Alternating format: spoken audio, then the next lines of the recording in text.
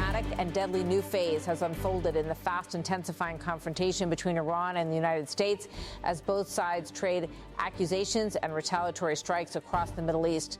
The crisis, which erupted after a joint U.S.-Israeli military operation against Iran in late February 2026, has expanded into a region-wide conflict involving missile strikes, drone attacks, and mounting casualties. Iranian military officials say they have launched a sweeping campaign of retaliation against American military targets throughout the Middle East, claiming heavy casualties among U.S. personnel.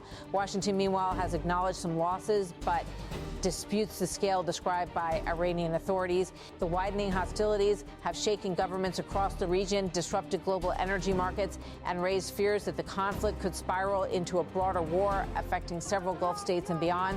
According to Iranian military officials, a coordinated wave of strikes was launched across the region targeting American military infrastructure and personnel. Lieutenant Colonel Ibrahim Zolfagari, a spokesperson for Iran's Central Military Command headquarters, announced that Iranian forces carried out multiple operations against U.S. installations over a 24-hour period. Tehran claims that hundreds of American soldiers and commanders were killed or injured in these attacks. Among the most dramatic incidents reportedly occurred in Bahrain, where the United States maintains a major naval presence. Iran says one of its missile strikes targeted facilities near the headquarters of the U.S. Navy's Fifth Fleet, which oversees American naval operations across the Persian Gulf and surrounding waters. Reports from regional authorities confirm that missiles were launched toward the area, though the extent of damage and casualties remains contested. Iranian officials claim the attack killed 21 American service members and wounded several others. U.S. officials have not confirmed that figure, though some injuries and casualties have been acknowledged in earlier reports related to the ongoing conflict. Another major strike, according to Iranian sources, hit Al Dhafra Air Base in the United Arab Emirates, a strategic hub for American air operations in the Middle East. Iranian military spokesmen say the strike resulted in roughly 200 American personnel killed or injured. The base hosts aircraft and surveillance systems critical to U.S. operations in the region, making it a key target in any conflict involving Iran. In addition to these attacks, Iranian authorities say their forces targeted a U.S.-owned oil tanker in the northern Persian Gulf.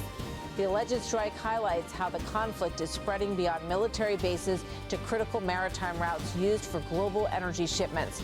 Shipping lanes in the Persian Gulf and the Strait of Hormuz, one of the world's most vital oil transit choke points, are now considered increasingly vulnerable as hostilities intensify. The conflict escalated dramatically after the United States and Israel launched a large-scale military operation against Iran on February 28, 2026. The strikes targeted Iranian nuclear facilities, military infrastructure, and senior leadership figures. According to Iranian authorities, the attacks caused widespread destruction and civilian casualties inside the country. Reports from international media indicate that more than 1,000 people may have died in Iran during the early days of the conflict, including civilians. One of the most shocking developments came when Iranian state media confirmed that Supreme Leader Ayatollah Ali Khamenei was killed during the strikes, along with several senior military commanders.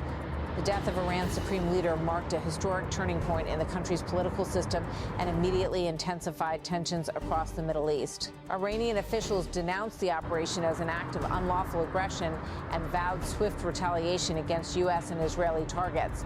Within hours, waves of Iranian missiles and drones began striking military installations and strategic locations across the region, including sites in Israel and Gulf countries that host American forces.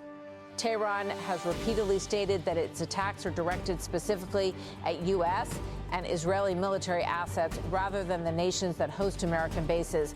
Iranian leaders have also emphasized that they respect the sovereignty of neighboring countries, though missile interceptions and debris have caused damage and casualties across several Gulf states. The retaliation launched by Iran has reverberated throughout the Middle East. Missiles and drones have reportedly been fired toward targets in Israel, Kuwait, Bahrain, the United Arab Emirates, Qatar, and Saudi Arabia. Some of the projectiles were intercepted by air defense systems, while others struck buildings and infrastructure.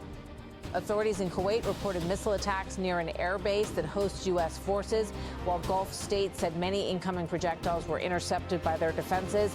The attacks have also disrupted regional air traffic, maritime shipping routes, and energy facilities. Several airports and ports across the Gulf have temporarily halted operations during missile alerts. Oil markets reacted sharply to the escalating crisis, with crude prices rising as traders feared disruptions to supplies passing through the Persian Gulf. Despite the expanding battlefield, analysts say the damage inflicted on U.S. military installations so far appears limited, with some reports indicating that most incoming missiles were intercepted before causing major destruction. While missile exchanges dominate headlines, the human toll of the conflict is increasingly visible. Speaking to reporters after the ceremony, President Trump reflected on the loss of American service members and the emotional moment experienced by their families. He said it's a very sad day.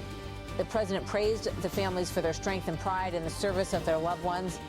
He said, "Great people, great parents, wives, family, and a beautiful ceremony."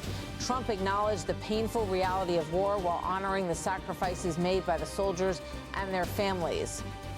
However, he also insisted that the broader military campaign against Iran was proceeding successfully. He said, "We're winning the war by a lot."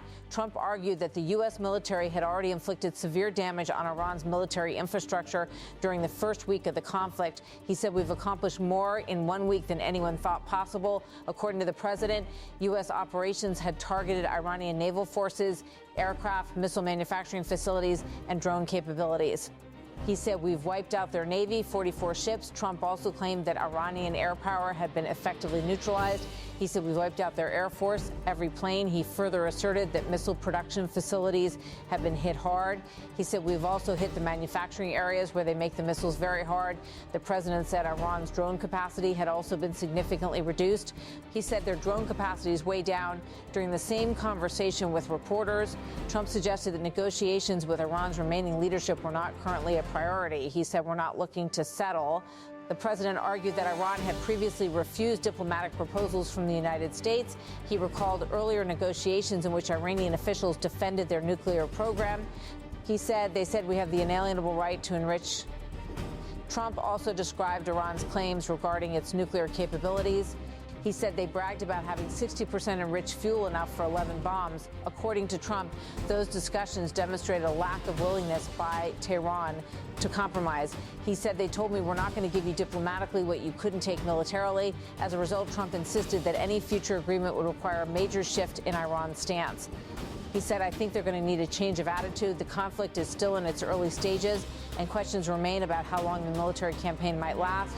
When asked about the expected timeline of the operation, Trump said no definitive schedule had been set. He said, "I don't know, whatever it takes." Earlier in the week, the president suggested the campaign might take several weeks, though he emphasized that military planners were adapting to rapidly changing conditions on the battlefield. Analysts say the conflict's trajectory remains uncertain, particularly after the assassination of Iran's supreme leader and the subsequent leadership transition in Tehran. Recent intelligence assessments suggest that even a large-scale military assault may not lead to the collapse of Iran's governing system, which has established mechanisms to ensure continuity of leadership. The expanding conflict has raised alarms among international leaders and regional governments. Many Middle Eastern nations host U.S. military bases, placing them directly in the line of fire as Iran continues to target American assets across the region. Some governments have urged restraint and diplomatic solutions, fearing that the conflict could destabilize the entire Middle East. Meanwhile, humanitarian organizations warn that civilian casualties and displacement could rise dramatically if the war continues. Cities across Iran have suffered heavy damage from airstrikes, and thousands of buildings have reportedly been destroyed. The conflict has also created ripple effects beyond the immediate war zone, with disruptions to aviation, maritime shipping, and global energy markets. As the fighting continues, both sides claim significant victories while accusing the other of aggression. Iran insists it is defending itself against foreign attacks and targeting only military assets belonging to the United States and Israel. The United States, meanwhile, maintains that its operations are aimed at dismantling Iran's military capabilities and preventing the country from advancing its nuclear program. Yet the war has already reshaped the geopolitical landscape of the Middle East.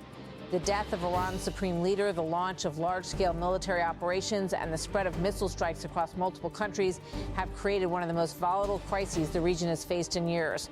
For families mourning the loss of soldiers, the strategic calculations and military briefings offer little comfort.